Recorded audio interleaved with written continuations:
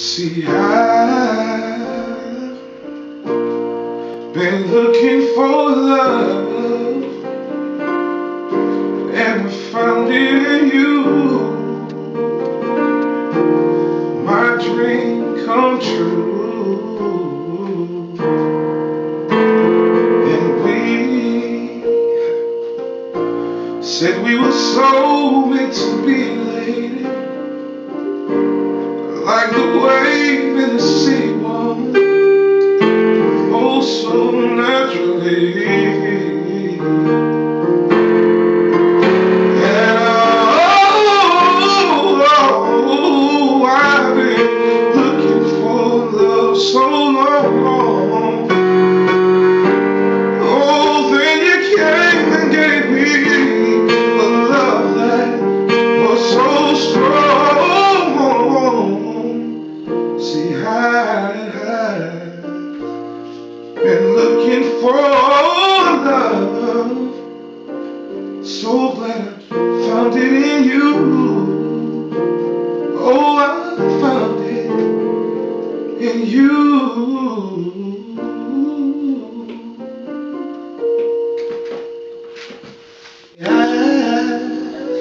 Sing it. Been looking for love. Sing it, man. Found it in you. You gonna sing it? That's good, man. Good job. Good job. All right. I'm Anthony Coleman, aka Mul-Ty.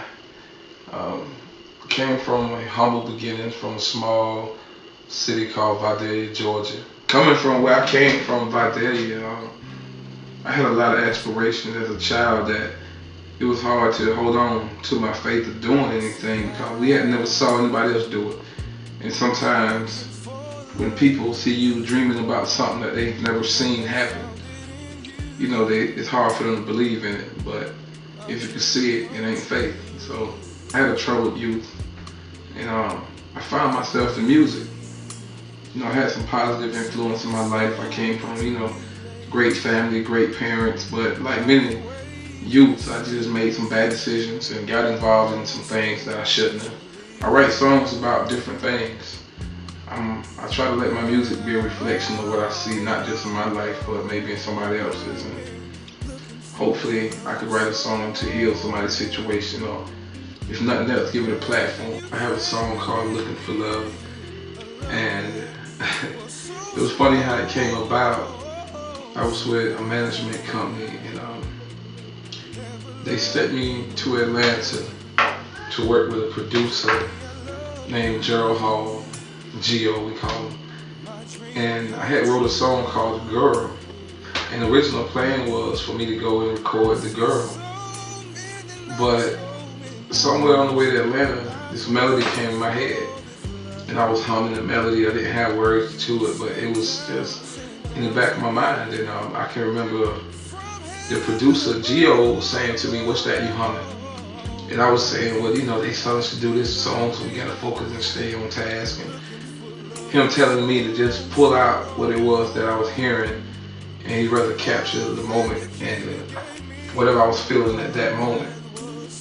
And looking for love was never written on paper. I guess that's why it's not structured. There's no verses, no chorus that comes in. It's just, it was natural. I got in the studio and I started singing. See, I've been looking for love, found it in you. And from there, we just kind of went in the booth and freestyled, and it came from the heart. And I guess that's why maybe it reaches the heart. I want to actually do a song, and I prayed that it would be a song people would fall in love. And I saw weddings in my head, so now I could go on YouTube and to see that actually people leaving me comments, "We got married to this," or I see wedding footage of people getting married to it. And it's crazy because that was the purpose of that record, and we prayed over that record that would happen. Yeah, that's the story of Looking for Love. It was never written on paper, never preconceived. It just kind of happened, and it changed my life. I've had a chance to work with some really great artists, perform with some really great artists. I had the opportunity to write a song for Edwin McCain, and he's a great friend of mine. And I just remember when the situation came about, he was somebody that I grew up listening to, saying he's a great writer. So to the pressure of writing a song for one of your favorite writers, it's a lot of pressure, you know. Then you start to ask yourself, can I, do this? I wrote a song called Good Enough, and ended up making it onto this album, Scream and Whisper. It's a great album, great project. And that was one of my great accomplishments as a writer. Frankie Beverly and Maze, I've opened up for Brian McKnight. The list goes on, and I'm humble, being from a little small city, Vidalia, Georgia. I come from a musical family, and I'd say a musical city, with a lot of talent. And it used to break my heart to think that a lot of songs I heard come from my city would never make it out of my city. I always just dreamed big enough to say, hey, one day I'd like my voice to travel beyond my city limits.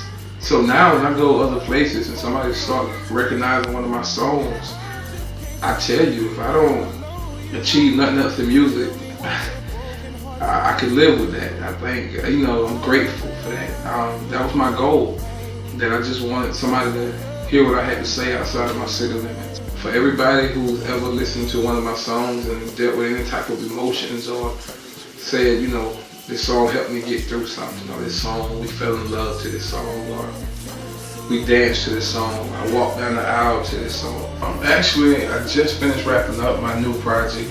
I'll be releasing a single real soon, so, be looking for a new single for Mul-Ty real soon.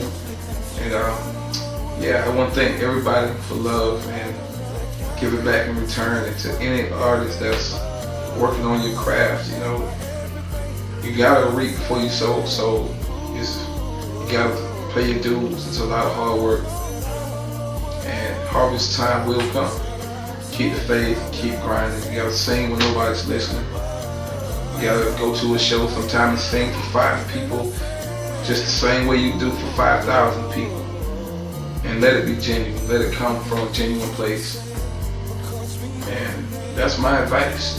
Just don't stop, because you don't know if you was put here for your music to reach one person or 1 million people. But if you serve your purpose, it was all worth it.